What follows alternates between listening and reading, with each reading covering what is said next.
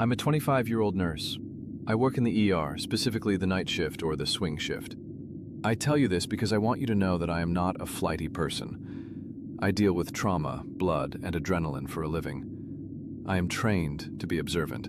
I am trained to notice when something is wrong with a patient's vitals before the machines even beep. But I failed to notice the cancer growing in my own house until it was too late.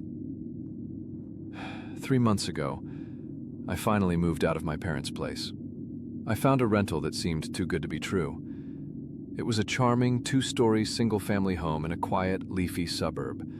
It was built in the late 70s, split level, with a large, unfinished basement where the laundry machines were kept. It had that old house charm, creaky hardwood floors, crown molding, and a lot of odd little nooks and crannies. I live alone. Well, I live with Buster, my 3-year-old golden retriever. If you know anything about Goldens, you know they are biologically incapable of aggression. Buster is a rug with a heartbeat. He loves the mailman, he loves the neighbors. He would probably help a burglar carry the TV out to the van if he got a belly rub in return. The first month was uneventful, or at least, I thought it was. Looking back now, with the benefit of hindsight, I can see the breadcrumbs, the red flags I stepped right over, because I was too busy with work and too happy to finally have my own space. It started with the food. I'm a creature of habit. I buy the same groceries every week. I remember distinctly buying a family-sized bag of Cool Ranch Doritos and leaving it on top of the refrigerator. I live alone. Food doesn't just walk away. 2 days later, I went to grab a snack, and the bag was gone. Not just empty, gone. I searched the trash can. Nothing. I searched the pantry. Nothing. I eventually convinced myself that I must have eaten them in a sleep-deprived haze after a 12-hour shift and thrown the bag in the outside bin. We gaslight ourselves so easily when reality doesn't make sense. We make up stories to keep the world feeling safe. Then it was the temperature. I am strict about my thermostat. I keep it at 68 degrees in the winter. It saves money, and I like sleeping in the cold. But multiple times a week, I would wake up sweating.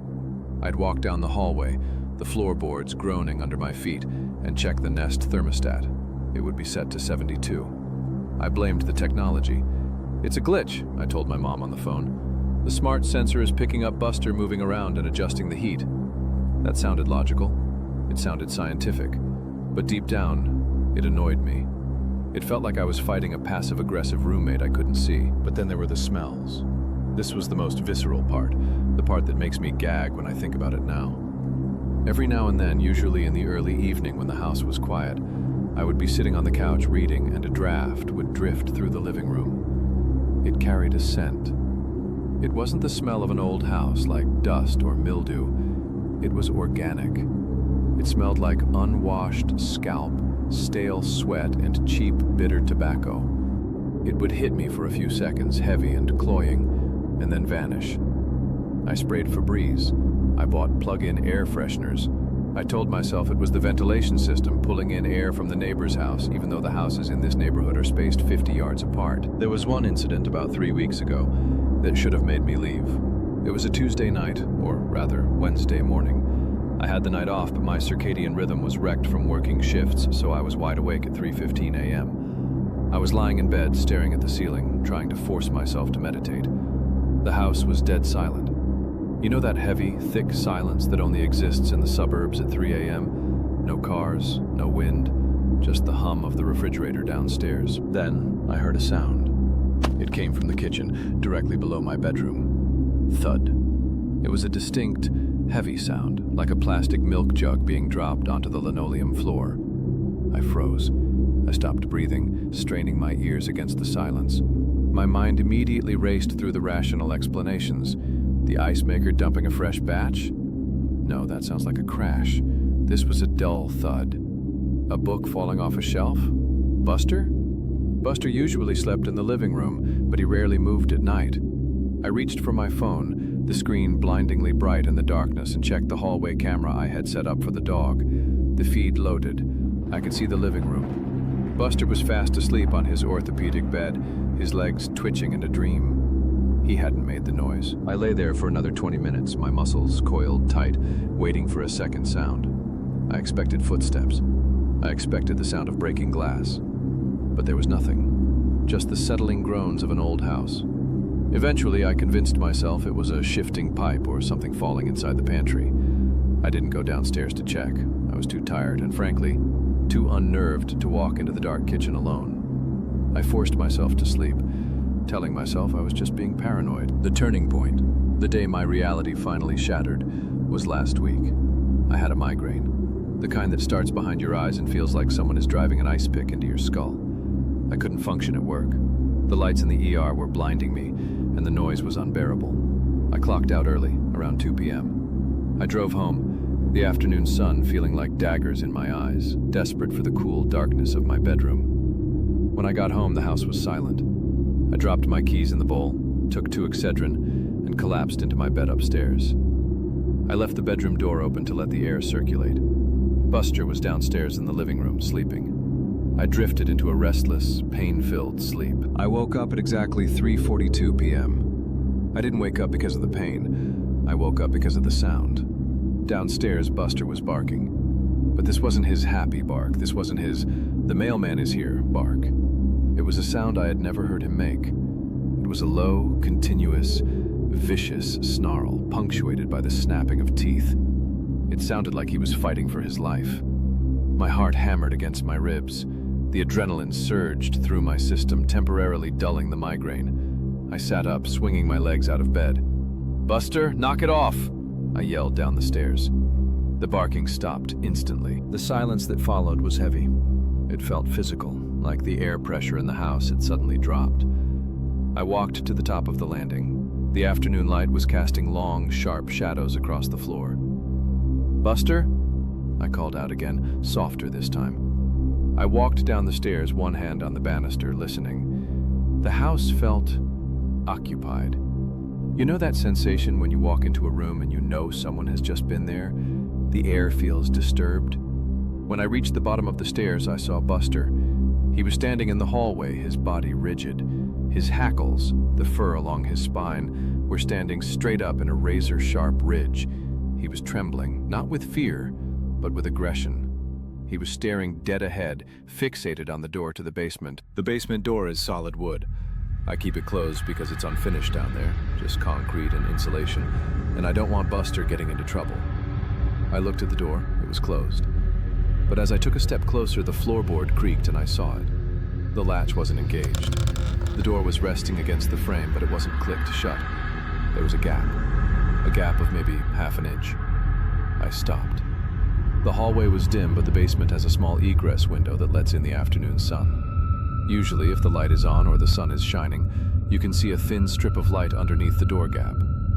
I looked at the bottom of the door. There was a strip of faint, dusty light stretching across the hardwood floor.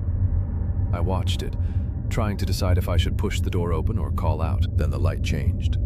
A shadow moved across the gap. 2 distinct, dark shapes broke the line of light. They planted themselves right in the center of the door frame, blocking the illumination. I stared at them, my brain taking a second to process what I was seeing. They were feet. Someone was standing on the other side of the door. Someone was standing less than an inch away from me, pressing their body against the wood, completely silent. A cold, heavy rock settled in my stomach. The air in the hallway seemed to freeze. I didn't reach for the handle. I didn't ask, "Who's there?" I couldn't move. I was paralyzed by the sudden, undeniable realization that there was a stranger standing right in front of me, separated only by a thin piece of wood. The silence stretched out for what felt like hours, but was probably only 10 seconds. We were both just standing there, breathing. Me on the outside, him on the inside. And then I heard it. From the darkness behind the door came a sound. It was a cough. Not a loud cough. It was a suppressed, wet, stifled cough. The sound of a human being trying desperately to clear their throat without making a noise. It was wet, and it was close. He was listening to me. He knew I was there. Panic, absolute and primal, finally broke my paralysis. I didn't scream, I didn't think, I just reacted. I grabbed Buster by his collar, practically choking him, and dragged him backward toward the front door. I fumbled with the deadbolt, my fingers numb and useless, shaking so hard I scratched the paint on the door. I finally threw the door open and sprinted across the lawn, not stopping until I was in the middle of the street, screaming for my neighbor. The police arrived in under 4 minutes. It's a quiet suburb. They don't get many calls like this. I stood on the sidewalk, wrapped in a blanket my neighbor had given me, shivering despite the mild weather. I watched 2 officers unholster their weapons and enter my front door. I waited. 5 minutes. 10 minutes. Part of me expected them to come out and tell me it was a draft, or a raccoon, or that I was hallucinating from the migraine. I almost wanted them to tell me I was crazy. Instead, after 15 minutes, one of the officers came to the front door and waved his partner over. They looked grim. They brought him out in handcuffs. He wasn't a monster. He wasn't a ghost. He was a man. He looked to be in his 40s, gaunt, skeletal. His skin was the color of paste, like he hadn't seen the sun in weeks. He was wearing clothes that looked familiar, a flannel shirt that belonged to my ex-boyfriend, which I had boxed up in the garage. He was wearing it. He was filthy. His hair was matted with grease. As the officers walked him past me to the cruiser, a breeze carried his scent over to me. Stale tobacco, unwashed scalp. It was the smell I had been living with for months. He didn't look down in shame. He didn't fight. He turned his head and looked right at me. His eyes were bloodshot and watery, but focused, and he smiled. It was a small, intimate smile, a smile of recognition, like we shared a secret, like he knew me. The older officer walked over to me. He looked disturbed. He took off his cap and rubbed his head. "Ma'am," he said, his voice low, "you shouldn't go back in there tonight. We need to process the scene, but you need to know what we found." They led me to the basement entrance, but didn't let me go down. They showed me photos on a digital camera. Behind the furnace in the far corner of the basement, there is a small access panel for the HVAC crawl space. A space meant for pipes and ducts running between the walls. He had pried the panel off. Inside that cramped, dusty, fiberglass-filled void, he had built a nest. It was horrifyingly domestic. He had taken pillows from my guest room. He had made a bed out of my winter coats. There were stacks of empty food wrappers, my Doritos, my granola bars, empty Gatorade bottles. There was a bucket he had been using as a toilet. The smell coming from the basement door was overpowering now that the air was moving. But then the officer showed me the next photo and my knees gave out. Taped to the inside walls of the crawl space, arranged like a gallery, were pictures. Polaroids. He had found an old Polaroid camera I kept in a storage bin. There were pictures of me watching TV, taken from the crack of the basement door. The angle was low, looking up at the back of my head on the sofa. There were pictures of me in the kitchen, cooking, taken from the backyard window at night. There were pictures of me in the shower.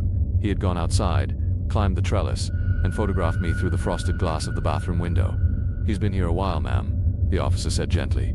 "Based on the waste and the supplies, we estimate at least 2 months, maybe 3. 3 months. He had been there since the week I moved in. Every time I slept, he was awake beneath me. Every time I showered, he was listening. Every time I thought I was alone, I was being studied." But that wasn't the end of it. The police found his phone plugged into an outlet in the basement. They found a video file recorded just the night before. The officer hesitated before telling me about it, but said I needed to be aware of the extent of the stalking. The video was dark, grainy. It was filmed from inside a closet, my bedroom closet. In the video, the camera is pointed through the slats of the closet door. You can see my bed. You can see a lump under the duvet, me, sleeping. The audio on the video is quiet, just the sound of heavy, wet breathing right against the microphone. Then, a whisper. A raspy, dry voice speaks to the camera. "She looks cold tonight. I should go out there and fix her blanket, just like a good husband would. She needs me." I nearly vomited on the sidewalk. The thought that he had been in my room watching me sleep, waiting for the moment to play husband, broke something inside me. I moved out. I didn't pack. I hired a company to go in and get my things, and I told them to burn the mattress, the sheets, the towels, anything he might have touched. I couldn't bear to look at them. But there is one detail I haven't told the police, one detail that I found when the movers brought my boxes to my parents' garage. I was going through a box of books that had been on my nightstand. Tucked inside one of the books was a single loose Polaroid. I picked it up, thinking it was one of mine. It wasn't. The photo was dark, lit only by the flash. It was a picture of me, asleep in my bed. My face was relaxed, my hair spread out on the pillow. But it was the angle that made my blood run cold. The photo was taken from directly above me, looking straight down at my face. My bedroom has no attic hatch. There is no vent above the bed. There is no crawl space in the ceiling, which means he wasn't hiding in the walls when he took that picture. He was standing over me. He was standing right next to the bed, looming over my face, holding the camera inches from my closed eyes. He stood there, in the silence of my room, while I was vulnerable and unconscious, and he took a picture. And then he put it in my book, like a bookmark, a little token for me to find later, a reminder. He's in jail now, waiting trial for burglary and stalking, but I can't stop thinking about that photo. I can't stop thinking about how many times I woke up in the middle of the night, feeling a draft or hearing a thud in the kitchen, and rolled over and went back to sleep. How many times was he standing right there, just out of my peripheral vision, smiling that wet, intimate smile? And the worst part? Sometimes when I'm lying in bed in this double-locked hotel room, just as I'm drifting off, I hear that soft, suppressed cough. And I know it's in my head, but I still stop breathing, waiting to feel a hand pull the covers up to my chin.